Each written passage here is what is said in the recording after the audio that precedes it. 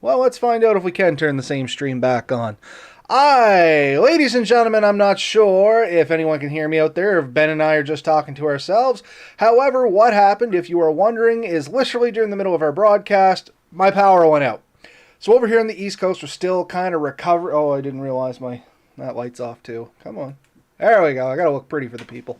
I didn't. Over here on the East Coast, Hurricane Fiona went through. I'm sure most folks know that by now. What most people may not know is the reason we got our power and stuff back so quick. And hats off to Nova Scotia Power. This is not a bash in any way, shape, or form. Those folks did amazing work, but they went through really, really quick. Cut all the trees and stuff away from the power lines, but generally your data and your phone and stuff like that hang lower than your power lines. Your top lines are your power lines, bottom lines are your data, your phone, stuff like that. Well, they didn't get around to clearing all of those out yet, so we still have a lot of these widowmakers and leaners that are just pretty much waiting to knock stuff out again, because these crews are still out there and they're still trying to clean up this mess. In all honesty, like it's not just done and over with. These folks are still out there every day cutting trees, trying to clear things, and there's a lot of it to do. So I guess, long story short, heads up if the power goes out again. We apologize. If it's going to be a constant thing, we will maybe reschedule it. Ben, was the thing we Yeah, quickly talked about on the phone while everything booted back up here? yeah. So like you said, they've done a cursory clearing of the lines, and at some point they'll probably go back and do a cleaner, bigger cleanup. But right now they're probably still overwhelmed. So we were talking about basically using a bug repellent, so some kind of scented thing, and that's where we kind of got cut off. I noticed I froze. Um, so that's a general one. Obviously, look out for a product that you want to be comfortable using. Do know there's some potential health effects with some of these because there's some of them are harsher. Atlantic is a company based out of Nova Scotia that I've used, and they actually sell some jewelry with lava beads, and we have them for our dog. It's supposed to keep ticks and stuff off of them, and it seems to be working, but you know, you don't know until you get one. You know what I mean? Like if it's Yeah, um, and that's the thing. I do know it works a little bit. Um, Back when that was formed, believe it or not, or the company was starting out or whatever it was there, Ben, that was the last Nova Scotia Bushcraft gathering that you and I were together. They were there handing samples out. I still had that sample floating around somewhere. Long since expired, don't get me wrong, but the little bit we did use it from the start, yeah, it seemed to at least deter black flies. I can tell you that much. yeah. So my dog's been wearing one for the last year or so, and we've had no issues. So I'm I believe it's working, but yeah, it's hard to tell. Um, and that's the trick with a lot of this stuff. But it is a good product, and I think we stand by it. Um, but results may vary based on location, stuff, length you're using it, how often you refresh those things. So keep an eye on that sort of stuff. Um, that's all fine and dandy, but a physical barrier to prevent it works really well too. And that means screens and wearing your pants with your socks pulled up for especially ticks and stuff, because if your socks are pulled over your pants, ticks tend to walk in one direction, and that direction is up until they find something to Good latch evening, onto. So everybody. if Welcome to Atlantic. you have clothes sitting over clothes, they'll go up and get into it. And apparently, I've read this and I've seen an episode of I think it was a Russian outdoors guy, and he said that the Russian military actually have tick traps under their clothing, where it's a flap that the tick will go up to, and he'll actually like climb, and he won't climb any further, and they'll stop every now and then and check the flaps. If they see ticks there, then they know they need to do a big check. And you know what? Somebody with natural resources who worked for them, somebody I woke up to and learned a lot of stuff about from the woods, they said the same thing. There's a type of pants you can get that like basically has a cuff on it, but it's just slightly above the knee and it's a flap that rolls down. And most ticks, come on at about leg height, and they just kind of crawl up under that, and that's where they stop. In fact, a lot of your zip offs would have something very similar to that. Just the pants that you can zip the lower leg off of, that would actually have a similar type design. Just how it works. Um, things like that. Like I mentioned, I think earlier, the screens, the hats with the screens over them. When you're wearing shirts, try to get ones that have like a relatively tight cuff so that they don't get in under your cuff. Because once they get into your clothing and next to your skin, it's going to be a lot harder to get to them and clear it up, right? And that's the thing. Once they get in next to your skin, they can get into more places. I mean, from the waist down, ticks are pretty easy to spot and detach because you can reach most of that body by yourself. But if they get to like your back, for instance, where the two were for me, they were literally just out of reach. I could see them in the mirror. I knew they were ticks, but I could not actually reach them. Which is kind of a weird feeling. Funny little story on that. That was the first time Melissa ever had to remove a tick from somebody.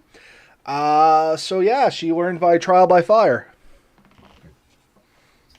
Yeah, so ticks, black flies, mosquitoes, a lot of those, I mean, the same methods will work on a lot of those. So something that I've been told, and it definitely bears experimentation, is the color of your clothing has an effect. They used to say lighter clothing was less likely to attract it.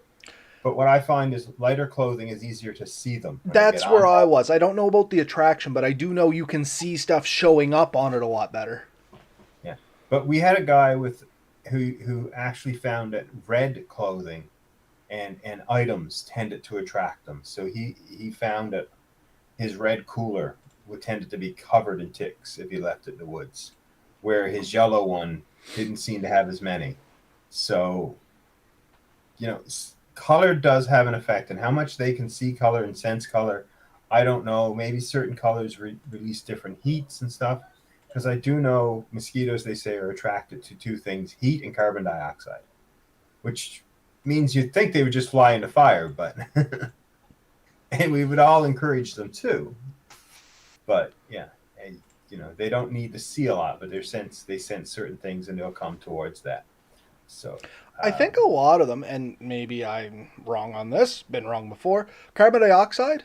A lot of small insects are attracted by carbon dioxide. Anyway, yeah, slightly getting off topic on that one, but yeah, clothing. So something that I like to do when it comes to clothing, color-wise, as you said, Ben, I prefer to go to a little lighter just because it's a little easier to see. I wear like light brown, stuff like that. The other thing is, I told people on here numerous times, I sunburn very easily. So I wear like a long sleeve sun shirt that covers my arms, less chance of bugs bite me on there, less chance of ticks getting up through there, and always tuck your clothing into each other, which is something a lot of people fail to do, but it can help you quite a bit. It looks a little goofy, don't get me wrong, but you're out in the woods. It's, to me, worth being a little goofy looking for the protection this will give. So take like your pant legs and pull your socks up over the cuffs a little bit so that your pants are actually tucked into your socks. Then tuck your shirt into your pants, and then a tick really can't, or anything crawling up you for that matter, be it ticks in our area or the big one. What's that? Okay.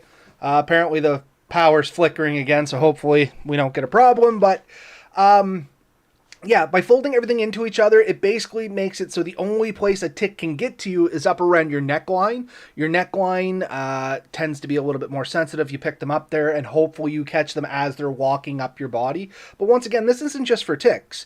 I mean, this is anything, honestly. If you're sitting in long grass, things like that, you may be into other biting insects, different types of ticks, centipedes, millipedes, like you name it. This is good practice for all of it. You know what I mean? You're keeping that barrier between the insect or the pest and your skin. Yeah.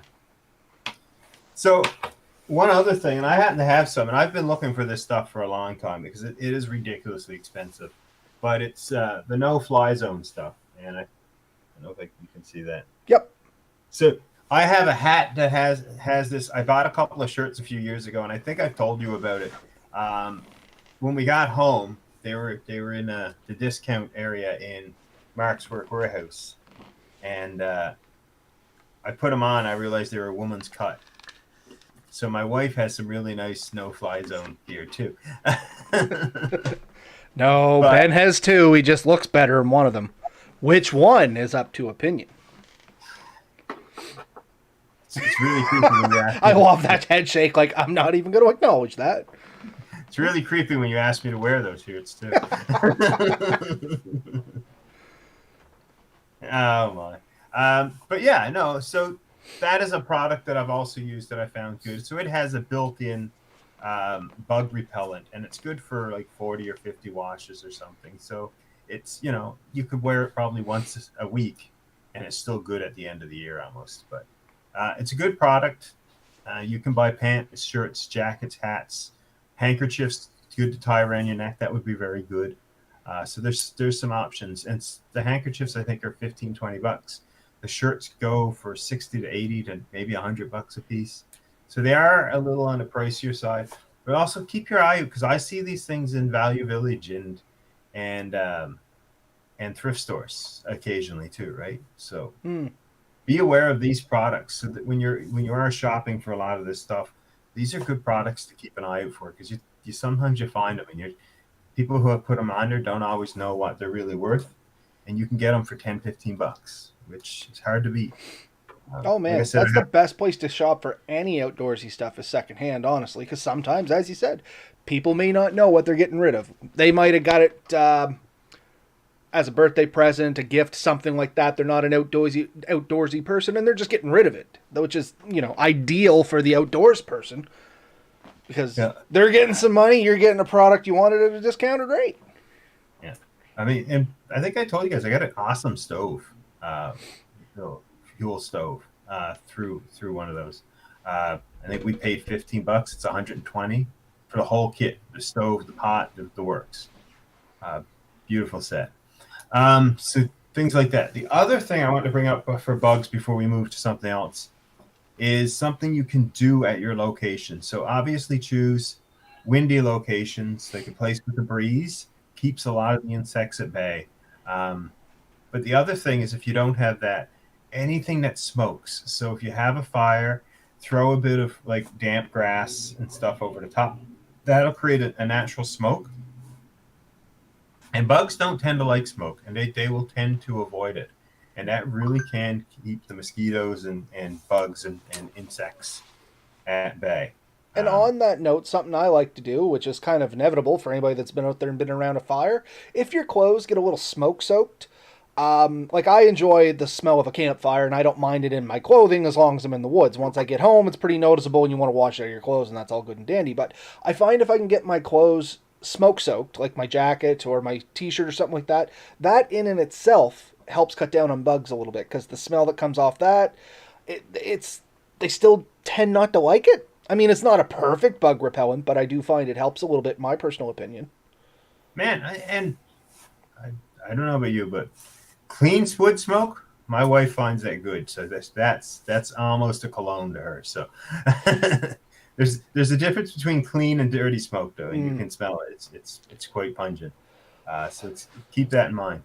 And I guess Um, the last thing on the campfire is you can throw some stuff into it dry. That'll help. I know sage works really well, and a few other things. And an internet search will fire that out there. It's not a practice that I use myself. I have tried the sage, sage. thyme, sage, thyme, and rosemary. I've heard. Yeah, Uh, and lemongrass and stuff like that too. There's other ones. Like I said, you'd. I think it comes down to it produces more smoke. So I don't know. But anyway, it's definitely things to look into if that is your thing. a lot of insects are driven by smell, so they're able to track and follow things by smell. And strong smells basically prevent them. It essentially by scent blinds that sense. So ants have the same thing. If release a large, strong scent in an area, ants will avoid it because they can't follow their own scent trail in that. It's similar to being blind. So that's kind of how that stuff works. The scents are so strong that they can't sense the more subtle sense. They'll go where their senses are better.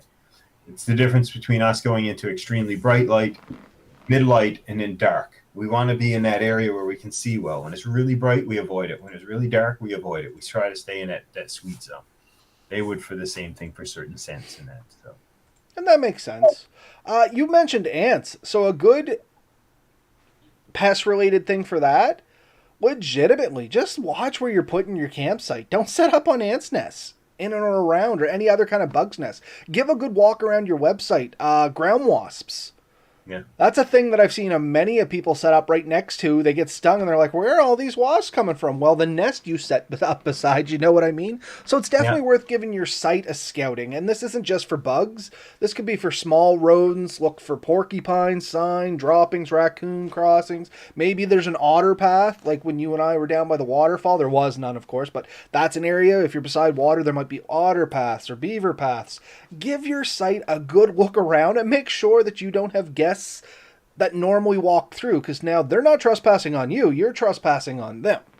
Yeah. And that's actually a great segue into a lot of other animals. Going in a game trail, and it's tempting, right? You're walking along, you see a relatively open area, a spot that your tent's going to fit well. But if that's obviously a game trail, then don't be surprised if in the middle of the night a deer runs into your tent, or, you know, a rodent like a large raccoon or squirrels and stuff get involved, you know, because they all follow the same trails. Most of these trails lead to water, food sources, stuff like that. It's basically the highways of the woods. So be careful with those. Even clearings. Have you ever seen a rabbit, like a clearing where the rabbits all come and dance? There's a word for that. You got me on this one, Ben. So I used to do a lot of rabbit hunting. Every now and then you'd find like a small open area, and the tracks for rabbits are just unreal. And there's like 5 or 6 paths going into that one area. And it's like to have a little dance party. It's honestly what it seems like if you look at the tracks. And it's just a sort of a meeting place. Maybe if other people see me think I'm completely out to lunch on this one. But some people will see it and they'll say, I know what you're talking about. So people who've tracked rabbits in the past will have found that there is sometimes. Well, I went blank. You just kicked me right out, didn't you? Oh, that's me. That's my bad. A screen went up over you. I'm still kind of setting things up in the background here in case power goes out. So that's something. Be very, aware of the area you're in, and is the area you're in blocking access to things like waterways and regular trails and stuff. Because if you're at the only really good access to a lake or a pond, then a ton of animals are going to try and get through that area, and they can become pests as a result. And really, you are the pest in that particular situation. And that's just it. And I guess while we're talking about that and where you're setting up your campsite, the other side of that is, as you are working around your campsite, keep it somewhat clean. If you got food scraps laying around and cans thrown in the corner, the sugar in that's going to attract bugs. If there's leftover food, that could potentially attract rodents and stuff while you're sleeping, which could make, some of those bump in the night noises. And depending, if it's like in your tent, for instance, and you left the door or fly or something cracked open, you might invite a mouse or something in. It's just looking to get a quick snack. You know what I mean? Yeah. So. No, for sure. In some areas, you're just not going to get away with it. In Keji, we camped at a couple of campsites that were just overrun with mice. And everywhere you turned, there was mice. And with that, like a big thing was keeping your tent zipped up. Like you said, don't leave it open. Even if you have nothing in it. We did, like we had set a tent up and we had just left the fly open because we were going to put the gear in, and we all went over and had something to eat while we're waiting. And my wife went over, and when she went in, there was a mouse inside. She ended up trying to chase and knock it out. And of course, every time it walked around, like the bottom of a tent is a bit like a bathtub, it would get to the edge, to the door, and then keep running in a circle. So it took a while to convince them where the exit was. But I mean, once again, I guess the point to take away from all of this is site prep, site management goes a long way to deterring pests. If you set up on a game trail, you're going to get game visitors. If you leave food everywhere, you're going to get things coming looking for the food. The worst of those would be like meat and stuff like that, because that's definitely going to attract carnivorous animals like raccoons, omnivores, but coyotes, things like that as well, foxes.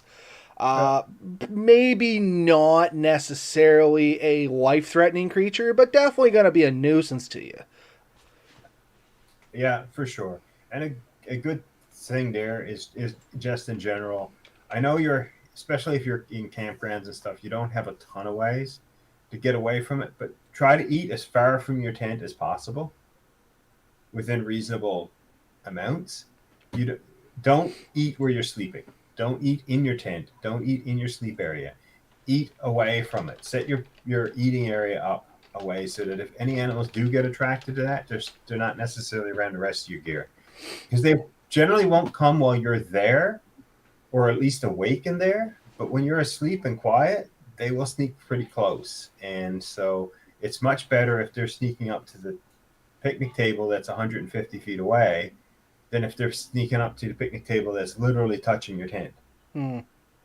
Right? Because now you have them just outside your door, and it's just a matter of you going out and scaring them or them scaring you, and you having that kind of struggle, right? And I couldn't agree more. And once again, your site management, right? You hear us preach it a lot. And honestly, folks, I know some of you are probably going, well, this is all common sense stuff. I hear yous, but a better way of looking at that is there's not really such thing as common sense, only acquired knowledge, and there's basic acquired knowledge, which is what most people, kind of consider common sense. But the thing is, if you've never done it, if you have no way of acquiring that knowledge, it's not common sense. And hopefully that's what this episode is about. Once again, for newer folks out there just looking for ways to improve their lives out in the woods, honestly, because it's bugs and little things like that that drive a lot of people from going back. Yeah, for sure. And I've had trips. Sorry, my battery on my laptop was going dead. Yep. I've had trips in like the buggy time of year that are almost absolutely ruined because the amount of bugs is just overwhelming. And a lot of these hints will make it more bearable when the bugs are that bad. Honestly, all the bug gear in the world, a ton of smoke, they're still coming through. Like certain amount of them seem to be immune to anything. But 99% of the time, these methods do help. Yep. A lot. They'll make it more bearable, more enjoyable while you're out there. Yeah. So, Ben, we've kind of talked about bugs and creepy crawlies. We looked at small animals. I guess time to move up to kind of the semi-meat and potatoes of this. What everybody hopefully came or expectedly came to hear about is large game and the fears that come with them. Yeah. So, let's start with the common, easy ones to do. Fire. Having yourself a little campfire will deter 90%, in my opinion, animals from coming close to your site. So, I got two trains of thoughts on this. Actually, there is two trains of thoughts on this when you get researching it. Like you said, it's a deterrent. Then some people on the other side of this say it does attract animals as a curiosity. What I have found in my own personal experience is, though it may attract animals for a curiosity, they never venture too close. They may smell the smoke, more specifically smell something you're cooking on the fire. They may see the light, and they may venture close enough to kind of get an idea of, that's not something I want to be involved in. And then they kind of wander off. I have had wildlife come to like the outskirts of my camp, and then just like, nope, and gone. and I agree with that. They will. It deters them from coming close to the fire itself. They'll rarely come close to a fire. And they'll often stay outside of your camp area if it's centrally. But yeah, they may still come to the edges. They're going to peek in. They'll get fairly close before they realize exactly what it is. But then they'll tend to stay away. So it's an easy one. It's one that we mostly do anyways, especially in the off seasons. We tend to start our fires a little bit earlier and run them a little bit later, simply for comfort and for light. And it does offer some protection. It definitely offers a comfort when you're out there. So even if animals come closer, when you have a fire, you're going to feel a little bit more secure, a little bit more comfortable. You won't be as worried about it. But when it's pitch black and you hear animals moving outside, it's a little bit more unnerving. And we both talked about this in the past. So that's one quick one. The other quick one is noise. Yep. Generally, most animals will avoid noise. They tell you that with bears. Bear bells. Have a bell. Bear bell, right? And you can buy those literally at like Walmart, Canadian Tire, Mech, Amazon has plethoras of them. Like you can literally buy them anywhere, and they do work. Yeah. You can hang like a wind chime type thing, something that's just going to make a rattling noise or sort of an annoying noise, and it'll keep away a lot of animals. They'll just know there's something there, and they'll kind of avoid it. Some animals are curious, especially things like crows and certain birds are curious. They'll come to anything. But they're not really a big pest. They can be a nuisance sometimes, but they're generally not an issue. Um, You want to know what works really well, though it sounds foolish as heck? sure. Pie plates. Yeah. Take some pie plates, like depending on what your level of comfort are. If you want something that works incredibly well, but it takes a little bit of packing and it might look a little, quote unquote goofy to some people, is take some cordage of some sort, paracord, baler twine, thread, doesn't really matter, and just hang some pie plates around your campsite. The constant movement of them twirling around, reflecting off the firelight and stuff like that, it will generally deter most wildlife from coming around you because one, there's movement, two, there's a little bit of noise, and three, you got flashing lights. It's sort of just thinking of things hanging too. Have you ever tried the paper bag to keep insects away? What do you mean, Ben? So you hang a paper bag full of air up, and it mimics like a wasp's nest.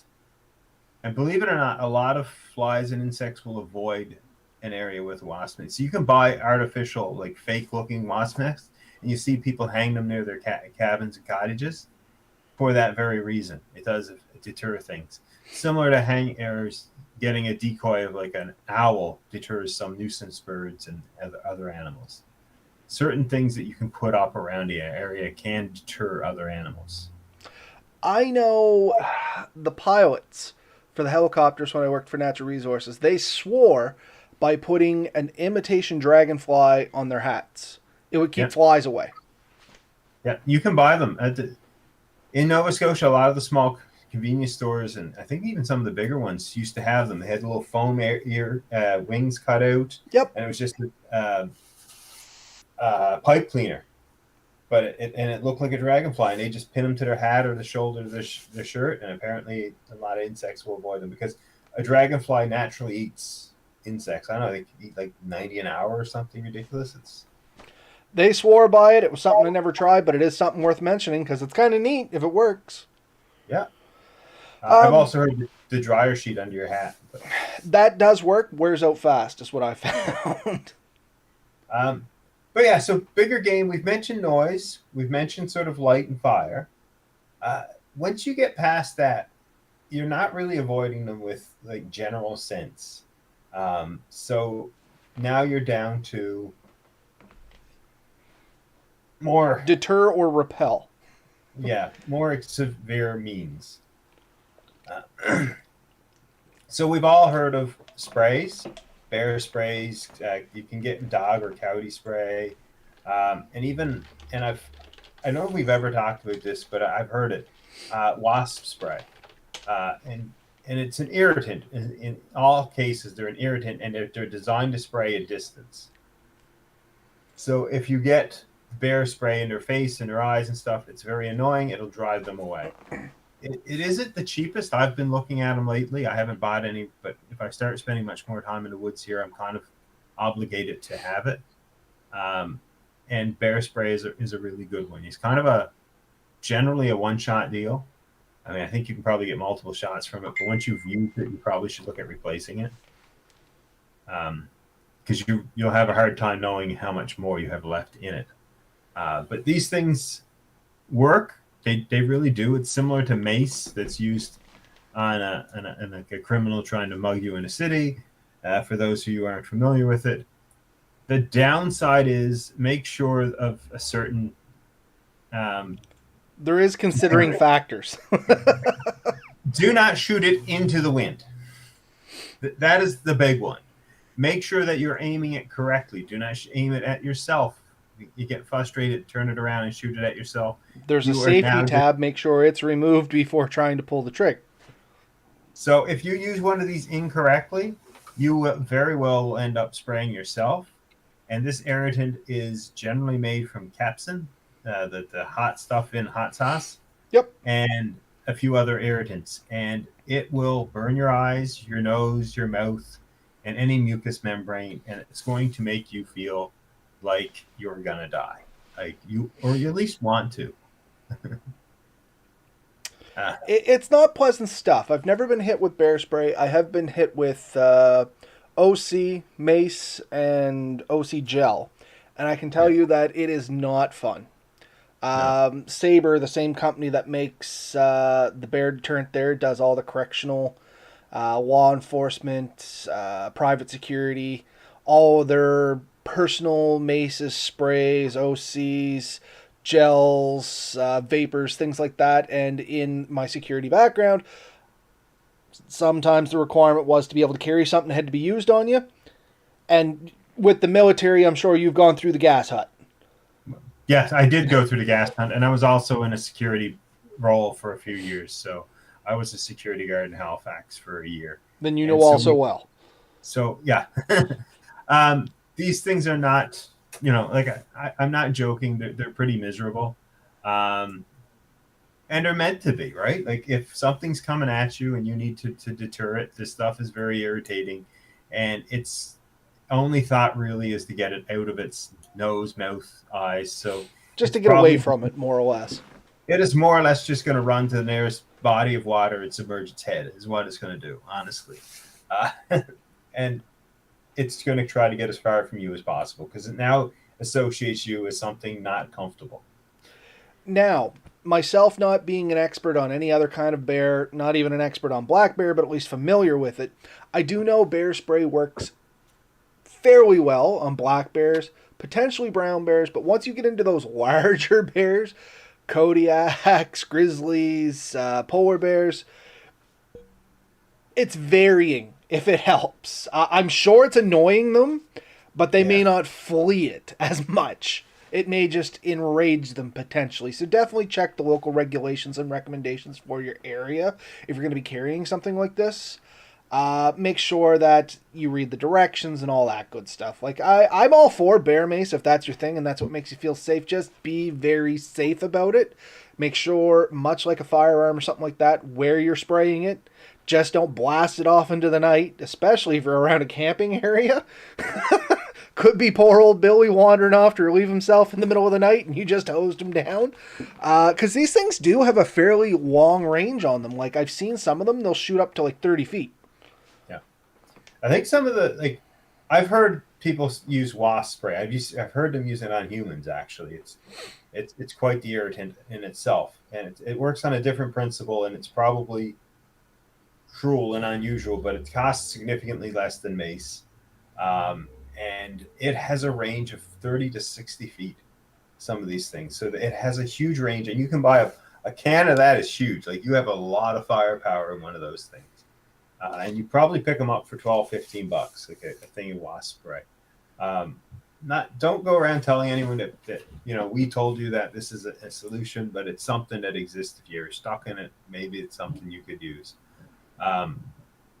And all these things, it has to be a last ditch effort because if it goes wrong, you're in a lot more trouble. Don't go looking for this trouble. Easier solutions is still noise generally, like loud bangs and clapping your hands. Personal alarms that you can get the bear bangers. Those Yeah, are I was really trying to good. see if I get the name in there. So that's just a bear banging kit, and that is exactly what that is. These big orange things that you see on the side, they make a very loud bang. Those come with their own special circumstances as well. We'll talk about those things. But something that's a bit more maybe accessible, whistles. The loud whistles. That noise is very irritating. It will actually drive a lot of animals away. Um, and there's a personal alarm you can get where you just pull it and it just squeals. If you may want to look up like rape alarm or personal alarm, things like that. Mm-hmm. But again, a loud, piercing noise, a lot of animals just don't want to deal with it. And if they hear it, they'll just avoid it. So if you deploy something like that, it'll possibly just drive them away. They'll just probably wander away. It's just not worth their trouble. You're just being annoying, and they're just going to wander away. So try it. It most likely would never cause them to run to you. So let's talk about this bear bangers and flares. You can get flares in the same kit, right? Yep, so you got 3 flares on this side, red, green, white, and 2 bear bangers there. So be really careful. You do not shoot those things at the animal. And the reason for it is if you miss, because it's not so bad if you hit one. It's not great, but it's not so bad if you hit them. But if you miss and it ends up on the other side of the animal, then all of a sudden you are now in the path away from the flare or the bang, and they may actually run at you. So Keep this that is in the mind. launcher for those bear bangers. It's literally about the size of a pen, or what I have here is like one of those clicky highlighters for reference. Yeah. You would put your, I don't know, I don't want to call it your projectile, but whatever you're going to be using on the end here. And then it's just a simple thumb lever. You pull it all the way back, release. It comes forward, obviously, with a little bit of spring. I just don't want to break it. But yeah, it comes forward. There's a little puncture thing there. And it does kind of set it off much like a projectile or a bullet or something like that. It hits a strike on the end, and off they go. There's a little white cap on the end of this, but you would remove that. And you can see on the end, there's just a little thing there that it hits and basically sets the whole thing off. And no, I am not going to put it on the launcher to show it attached because I am not running the risk of setting that off in my house. You could definitely be sleeping inside if you set that up in house. Won't have to worry about the power.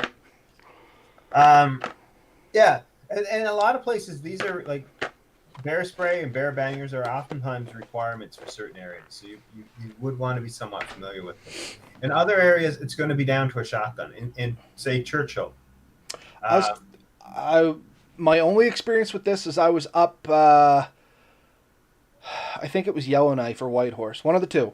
It was either in the Northwest Territories of the Yukon, I can't remember, traveling with the truck. We were in a little community, and basically they said, like, if we were held over, they were unloading, I wanted to go for a walk, and they're like, no, if you go for a walk, you take a gun. I'm like, what do you mean? And they're like, polar bears, man.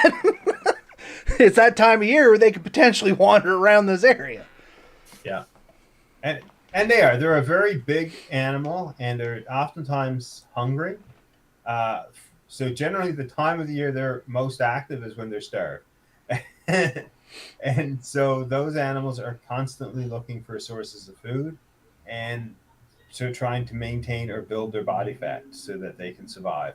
And so you're just a big walking snack to these guys, and you really propose very little in a way of a threat. You may not be their natural food source, but you are a food source. And for those of you that do live to the north, something to keep in mind is polar bears are classified as a man-eater. They are one of the few animals on the planet that will actively hunt humans. Yeah. And I don't care how tough you are, you're not wrestling a polar bear. Bud, most days I can't fight my puppy off, so. Yeah. So in those cases, a shotgun is oftentimes a requirement if they come at you. So those are some really good options that you can be involved. We had a couple that we want to sort of warn people about because we've seen them and we thought, this seems like a natural thing to do. Probably not the best ideas to do. And so that you guys know how this came about, I'll give a bit of an explanation. I was on Facebook the other day, and I think it's partly because they've recently sort of banned handguns in Canada. I haven't been following it as well as I probably should, but with handguns more or less banned now in Canada, I don't know what happens if you own a handgun. You can own them, you can't buy, sell, or trade them right now. Yeah. So as a result, there's now a company that's really pushing this pneumatic, non-lethal option, and the particular name of the company doesn't matter too much. There's probably a few competing ones that do the similar thing. The one I had found has sold a kit for Canada, and it's for self-defense is the way they're pushing it. It's something you could keep in your house if you're worried about someone breaking in or whatnot.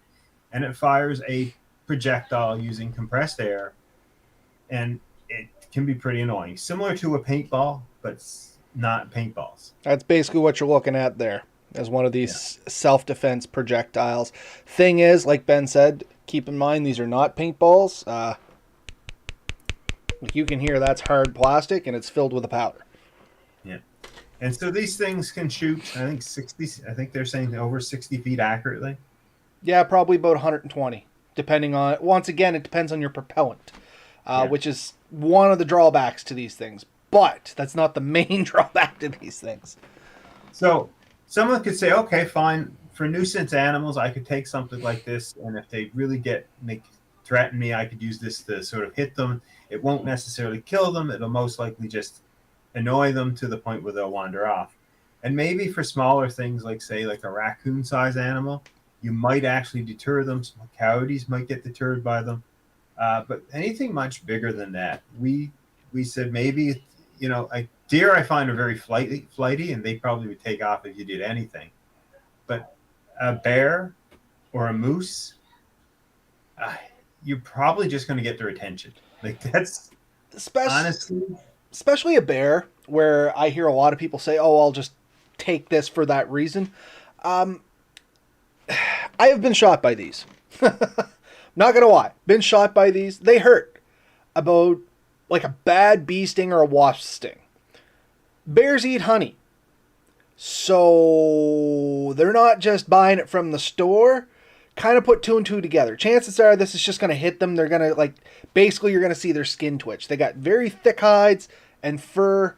It's not going to do a lot. It is a very, very false sense of security, in my opinion. It's not like hitting a human where it's on bare skin and you have that kinetic energy, that impact that's going to spread out, and it's going to be that knee-jerk flinch and muscle contractions and stuff like that. This is just going to cause a twitch and then potentially anger or curiosity, depending. Your only chance of really bothering him with it, in my opinion, would be to hit him in the face and most potentially the eye or the nose, because both of those are very sensitive areas. Anywhere else, like you said, the fur is relatively thick, and so is the hide, and it's just going to glance off of them. Moose is the same. Very thick hide, very thick fur. It takes a lot to really bother them. And, if you've ever seen either of these animals fight, they hit themselves with a lot of force. Like a bear will bite another bear, and it really doesn't hurt the other bear that much. A moose can literally hit another moose with its antlers.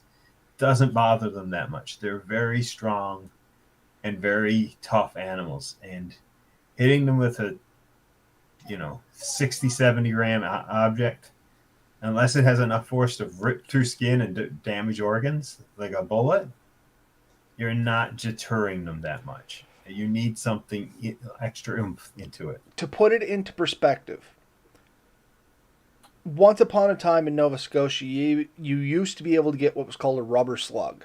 It's a slug for a shotgun. It's got a rubber projectile in it. It was used for nuisance wildlife deterring. You could apply to your local natural resources office. At the time, it was Land and Forest. They would give you a permit. They would issue a couple of these rubber slugs. And if you had a bear that was affecting your crops or something like that, was endangering lives, they would tell you to basically put one of this in its rear end.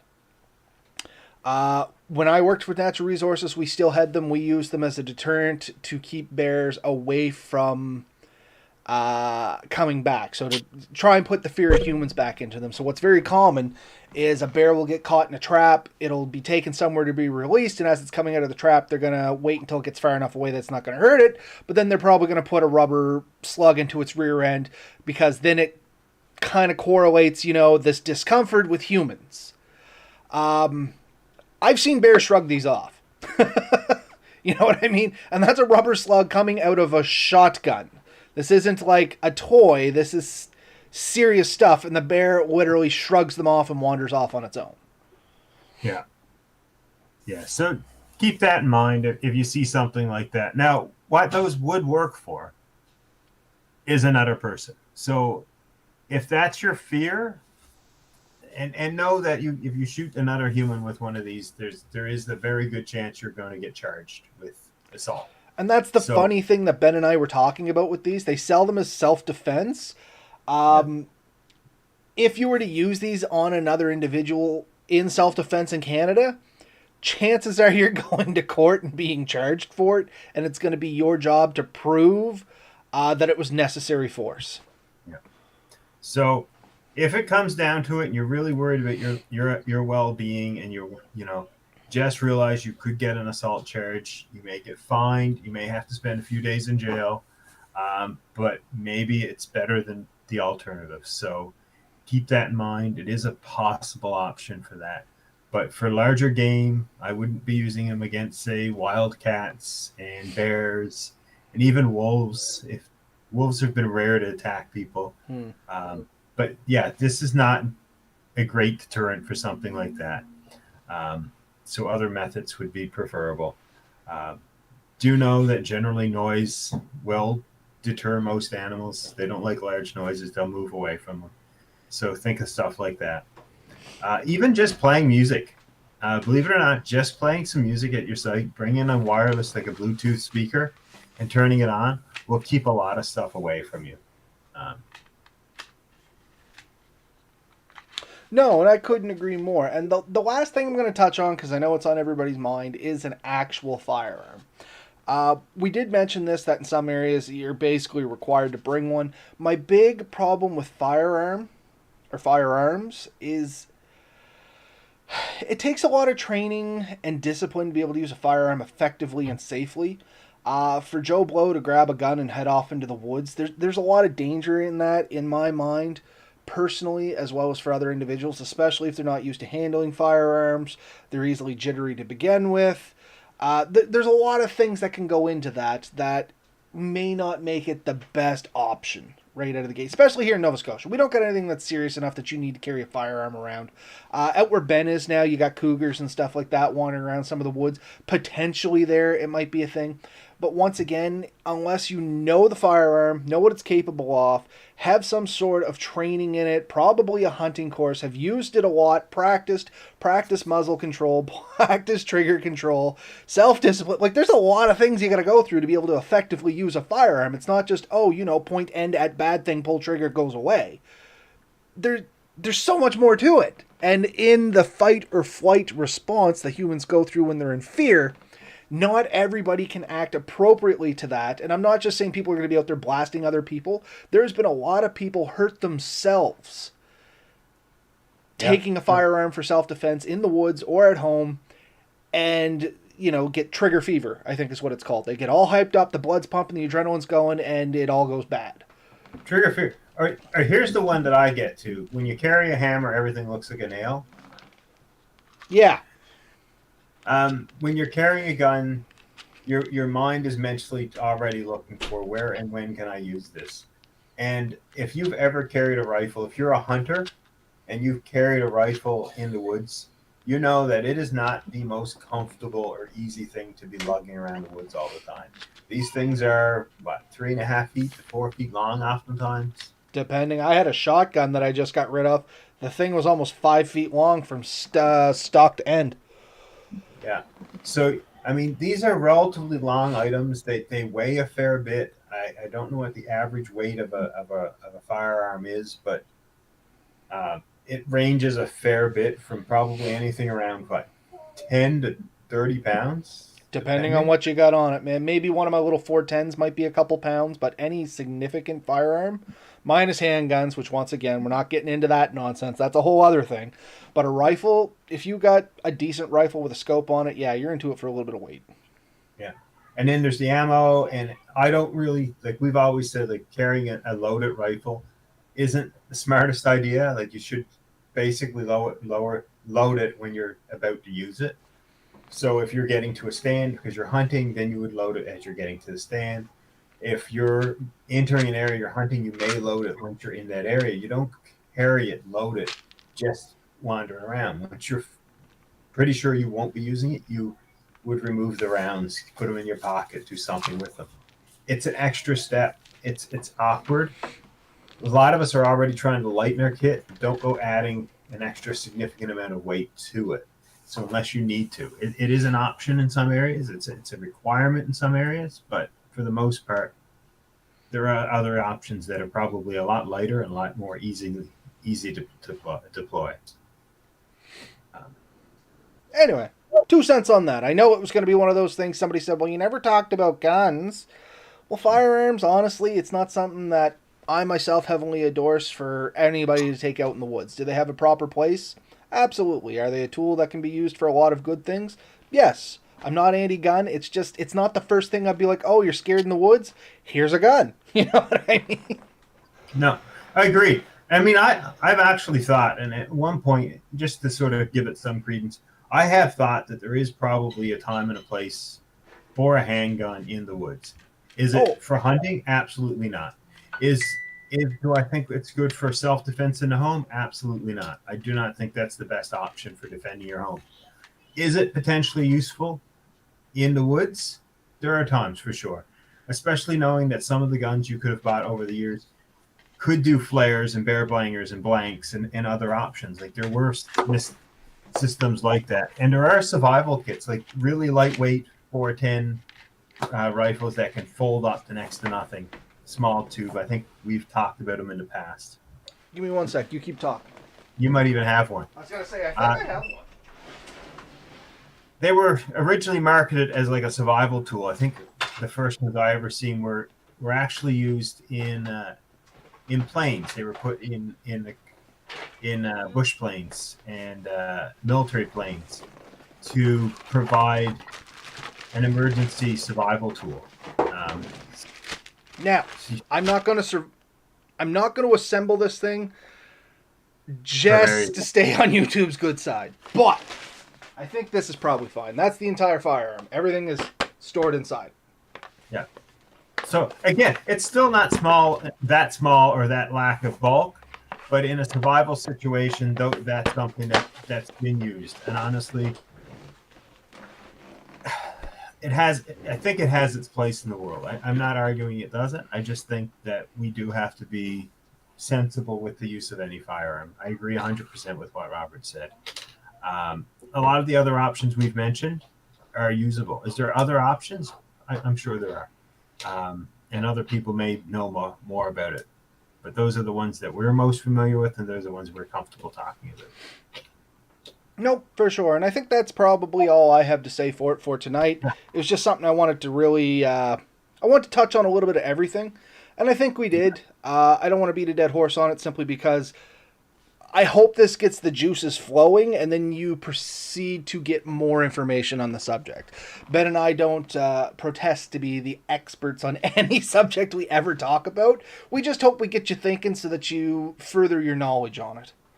But I think the big things to take away is a little bit of self-prep and good housekeeping gets you 90% of the way. Yeah. Right? Keeping your sites clean, not making a mess of things, taking stock of where you're setting up, taking stock of the season and the risks, wearing the right clothing and gear can give you a lot.